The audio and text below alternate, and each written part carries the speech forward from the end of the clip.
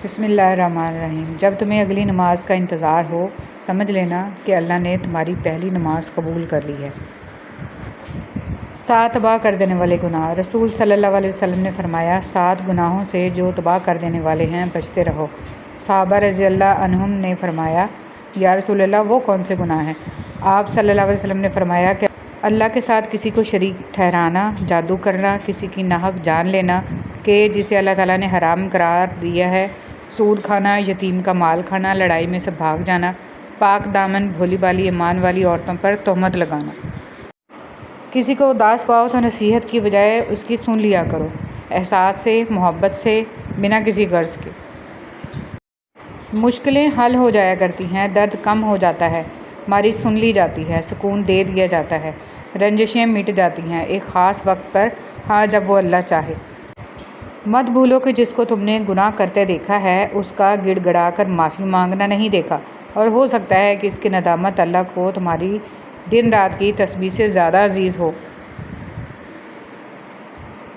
بہترین کی خواہش تو سبھی کرتے ہیں، مگر بہترین پانے کے لیے بہترین بننا پڑتا ہے، کیونکہ اب پاک تو پاکیزہ ہی کو ملتا ہے۔ حسد کرنے کا کوئی فائدہ نہیں ہوتا، سب کو وہی ملتا ہے جو اللہ نے ان کے نصیب میں لکھ دیا ہو۔ موسم اور رشتے دونوں ایک جیسے ہوتے ہیں، کبھی حد سے زیادہ اچھے اور کبھی برداشت سے باہر۔ فرق بس اتنا ہے کہ موسم جسم کو تکلیف دیتا ہے اور رشتے روح کو۔ قسمت پہیے کے چکر کی مانند گھومتی ہے، جو کبھی اوپر جاتا ہے اور کبھی نیچے آتا ہے۔ تم بھی جب اوپر جاؤ تو نیچے والوں کا ہاتھ تھام لیا کرو، کیونکہ اگلے چکر میں تمہیں ان کی ضرورت پڑ جائے گی۔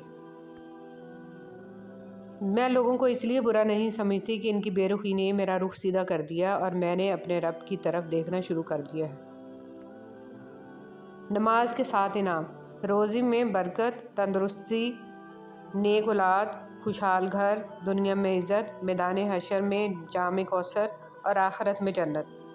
حضرت محمد صلی اللہ علیہ وسلم پر درود بھیجنا۔ ایک روز حضرت جبرائیل علیہ السلام آپ صلی اللہ علیہ وسلم کے پاس آئے اور کہا، میں دنیا کے سارے درختوں کے پتے گن سکتا ہوں، پانی کے قطرے اور ریت کے ذرے سارے گن سکتا ہوں، لیکن اس شخص پر اللہ تعالیٰ کی رحمتوں کی تعداد نہیں گن سکتا جو آپ صلی اللہ علیہ وسلم پر درود بھیجتا رہتا ہے۔ سبحان اللہ۔ نہیں ہوں گی جنت میں سب کچھ ہوگا مگر 6 چیزیں نہیں ہوں گی۔ موت نہیں ہوگی، نیند نہیں ہوگی، حسد نہیں ہوگا، نجاست نہیں ہوگی، بڑھاپا نہیں ہوگا، داڑھی نہیں ہوگی بلکہ داڑھی کے بغیر جوان ہوں گے۔ حضرت محمد صلی اللہ علیہ وسلم کے چند معجزات۔ آپ صلی اللہ علیہ وسلم کا سایہ زمین پر نہیں پڑتا تھا۔ آپ صلی اللہ علیہ وسلم پہ کبھی مکھی نہیں بیٹھتی تھی۔ آپ صلی اللہ علیہ وسلم کو کبھی جمائی نہیں آئی تھی۔ آپ صلی اللہ علیہ وسلم جیسے آگے دیکھتے تھے ویسے ہی پیچھے دیکھتے تھے۔ آپ صلی اللہ علیہ وسلم جس جانور پہ سوار ہوئے وہ کبھی نہ بدکا نہ بھاگا۔ آپ صلی اللہ علیہ وسلم کے پسینے میں خوشبو تھی۔ آپ صلی اللہ علیہ وسلم جس پانی میں اپنا لعاب دہن ڈالتے وہ میٹھا ہو جاتا، اور آپ صلی اللہ علیہ وسلم کو پہاڑوں اور درختوں سے سلام کی آواز آتی تھی۔ سبحان اللہ۔ انسان جب اندر سے ٹوٹ جائے تو کسی بھی ماحول سے خوش نہیں ہوتا، چاہے آس پاس بہت محبت اور احساس کرنے والے لوگ ہی کیوں نہ ہوں۔ اپنی نیکیاں چھپانا آپ کی سوچ کا امتحان ہے اور دوسروں کے گناہوں کو چھپانا آپ کے کردار کا امتحان ہے۔ مومن بندے کی نشانی یہ ہے کہ جب اس کی موت کا وقت قریب آ جاتا ہے تو اس کے چہرے پر مسکراہٹ بھی آ جاتی ہے۔ اندر سے ٹوٹ جانا بھی اللہ کا احسان ہوتا ہے۔ جب تک انسان اس کیفیت سے نہیں گزرتا، اس کا صحیح معنوں میں احساس نہیں ہوتا کہ اللہ کے آگے درد اور تڑپ سے سجدہ ریز کیسے ہوا جاتا ہے۔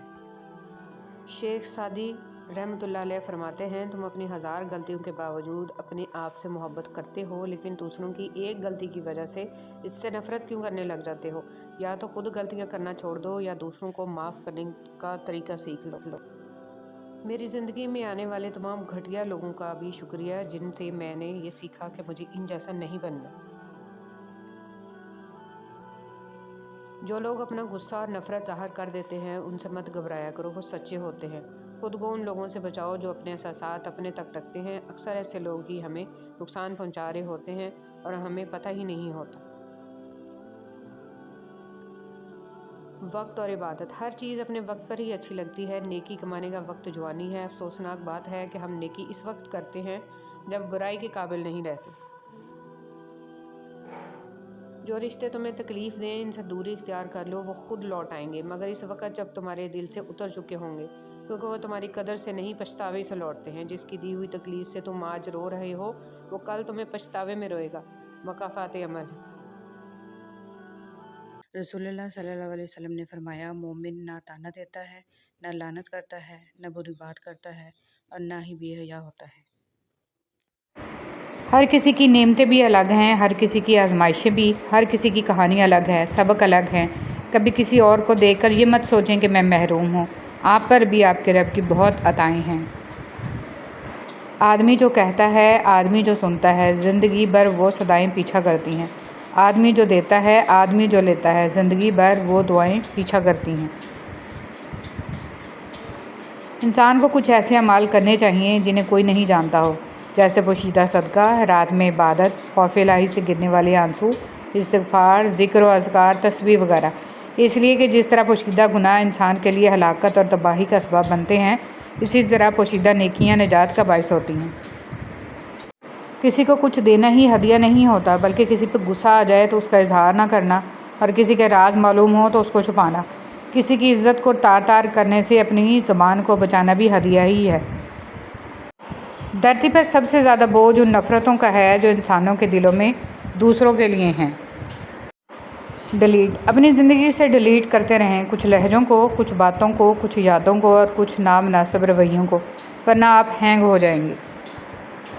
گہرے اور مشکل الفاظ کا استعمال اس بات کی دلیل نہیں ہے کہ آپ کے پاس بہت علم ہے، بلکہ ضروری بات کو آسان الفاظ میں بیان کرنا ہی اصل میں علم کی دلیل ہے۔ ایک خاموش گفتگو اللہ سے دل کی کتنی الجھنیں دور کر دیتی ہے۔ خون کے رشتے ناراض ہو سکتے ہیں، ختم نہیں ہو سکتے۔ خاندان کو جوڑے رکھنا ایک فن ہے، اور اس فن کا نام برداشت ہے۔ یا اللہ پاک ہمارے دلوں سے وہ فکریں اتار دے جن کے بوجھ کو تیرے سوا کوئی نہیں جانتا۔ اچھے لوگوں سے اللہ بہت امتحان لیتا ہے پر ساتھ نہیں چھوڑتا، اور برے لوگوں کو بہت کچھ دیتا ہے پر ساتھ نہیں دیتا۔